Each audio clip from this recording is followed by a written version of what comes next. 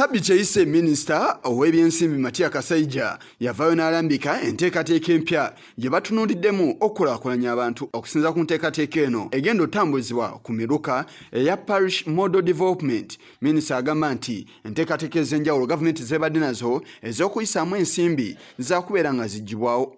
Mono n'enteekateeka eya Uganda Women Entrepreneurship Program nayo mwetambulidde era nga minisita omubeezi w'ebyensimbi David Bahati bwe yalabikako mu kakiiko ak'embalirira y'eggwanga yategeeza nga enteekateeka eno bw'egenda okuteekemwamu ensimbi esoba mu buwumbi ebina okulaba nga bannansi basobola ogiganyulwamu.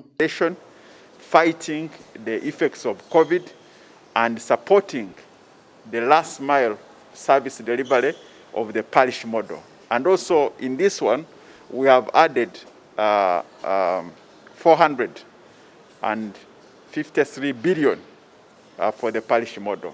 We want now the whole of government approach at the parish model. Wabula kino kitanudde ebibiina by'obwannakyewa ebivunaanyizibwa ku nsonga z'abakyala ebiwerako okuva ne byambalira gavumenti yeddeko ku nteekateeka eno okusinziira ku byo bigamba nti enteekateeka eno eyambye abakyala bangi era nga kyandibadde kirungi nnyo gavumenti obutagisaanyaawo. Efforts to actualize groundbreaking gender equality policies to empower women.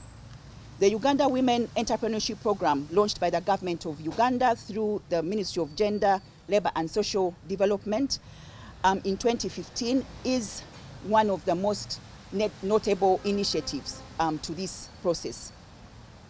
It has indeed been key to the process so far made on realizing SDG 1 and SDG 5. The model as presented by the Minister is right now glaringly silent on gender dynamics that come into play in the distribution of economic resources to women.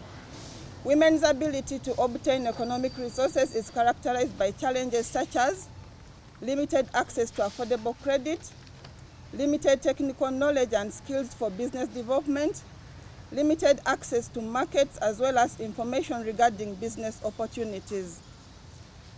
These are aggravated by the high levels of illiteracy among women, making it harder for them to navigate application processes for government-led and private sector programs. Mu mbeera y'emu balambise enteekateeka ez'enjawulo ze bagamba nti gavumenti mweyandiyise okulaba nga enteekateeka eno erambikibwa obulungi. While UWEP has had its disadvantages, the program has registered tremendous success for women, which is recognized.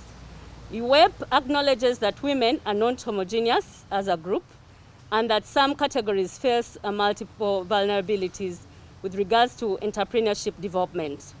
So the program's primary beneficiaries have been unemployed women, single mothers, widows, survivors of gender-based violence.